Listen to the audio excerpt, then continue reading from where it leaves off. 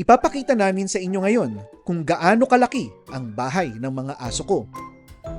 Mayroong dalawang laki ang bahay ng mga aso para sa size ni Lakan. Kailangan naman ang sukatin natin. May gano'ng kalaki. Yan ka lang, Lakan. Ito yung lapad ng kulungan ni Lakan. Yan, 135. Tapos ang taas.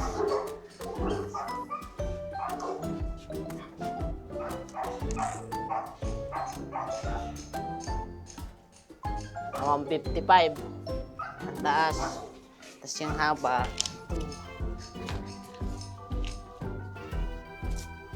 Sorry. Nasa 5 meters din. Ang haba. 5 meters din ang haba. Tapos 135 ang lapad. Ang taas, 155. At ito naman ang size para sa aso na hindi naman ganun kalakihan, kagaya ni na Lucy. Sukatin natin yung kulungan ni Lucy. Kung gaano kalaki kahaba. Ang taas, gamit tong meter stick. 1 meter ang haba nito. Lapad ng kulungan ni Lucy. Ito. Sa kuwan, 105 lang pala. 105. Tapos yung taas, yan, 135. Haba. Sa 5 meters din ang haba. 5 meters ang haba, 135 ang taas. Tapos, nasa 1 meter ang lapad. Meron akong bisita noon.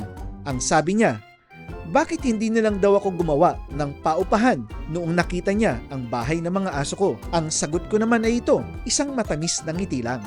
Ito naman ang bahay ni Buhawi at iba pang maliliit na aso.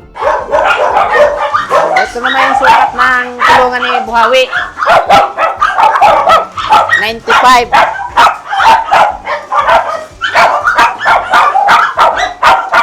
95 by 1 meter kwadrado. Ang sukat ng kulungan ni Buhawi ay 1 meter by 95.